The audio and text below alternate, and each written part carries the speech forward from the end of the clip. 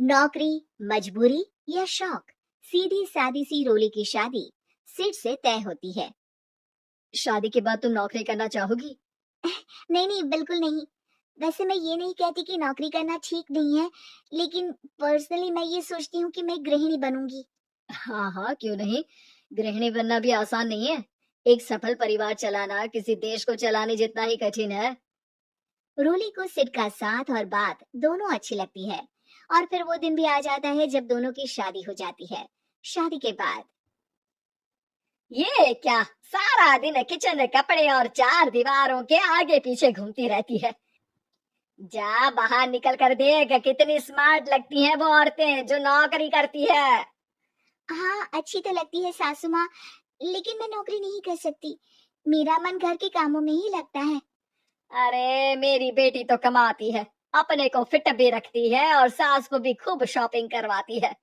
अच्छी बात है ना सासू माँ। मैं तो जो है उसी में संतोष मान लेती हूँ। बरकत होनी होगी तो इसी में भी हो जाएगी। ये बोलकर रोली चली जाती है। एक दिन सास की सहेली घर आती है, जहाँ रोली उन्हें चाय के साथ कई तरह के पकवान बनाकर खिलाती है। अरे वाह, तेरी बहू तो बहुत गुणी है। कितना सब बना कर ले आई। मेरी वाली तो ऑफिस से आकर दो रोटी ही सेक दे तो समझो एहसान कर दिया। अरे ऐसा ना बोल। तेरे घर में दो कार, चार मंजिला मकान, और तेरे लिए जो वो अपने पैसे से साड़ी लाती है वो भी तो कितनी कीमती होती है।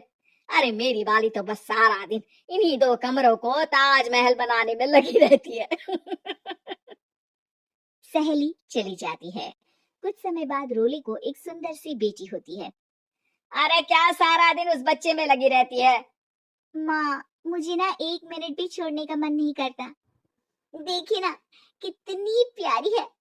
मैं ना इस हर पल को एंजॉय करना चाहती हूँ। अरे हाँ हाँ, हमने भी बच्चे पाले हैं। हम भी जानते हैं कि कितने प्यारे होते हैं, और अपने बच्चे को बढ़ता हुआ देखना कितना अच्छा लगता है। लेकिन एक दिन अचानक और रोली, एक बहुत बड़ी घटना हो गई। एक शॉर्ट सर्किट से पूरी दुकान जल गई। ओह, अब अब क्या, कुछ समझ में नहीं आ रहा कि कैसे घर चलेगा। घर की पूरी गाड़ी पटरी पर लाने के लिए कई साल लग जाएंगे, और वापस पहले जैसे होने में भी बहुत टाइम लग जाएगा। रोली रोली कुछ सोचती है, फिर अपने 3 महीने के बच्चे को देखती है और कहती है, आप कहे तो मैं नौकरी शुरू कर दूं। माँ मुन्नी को देख लेगी, फिर शाम को तो मैं घर आ ही जाऊंगी। सिड कुछ कहता उससे पहले ही उसकी सास वहां आ जाती है। अरे हाँ हाँ, अब भी तुझे नौकरी करने के लिए पूछना होगा। अरे घर पर इतनी बड़ी विपदा आ गई है, तू है कि बच्चे का मुंह देख रही है। अरे क्या मुझ पर भरोसा नहीं है? अरे नहीं नहीं माँ जी, ऐसा क्यों बोल रही हैं आप। फिर क्या था। सिड से पूछकर 3 महीने की बच्ची को रोली सास के पास छोड़कर चली जाती है।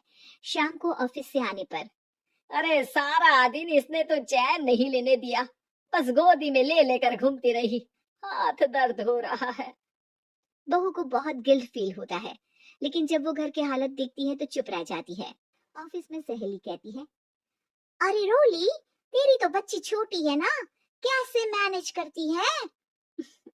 कैसे मतलब, घर पर रहती है वो अपनी दादी के साथ। ओ यार, कितनी अच्छी है तेरी सास। मेरी सास को जब पता चला कि मैं नौकरी ज्वाइन करने की सोच रही हूँ, वो तो सीधे अमेरिका चली गई मेरी ननद के पास।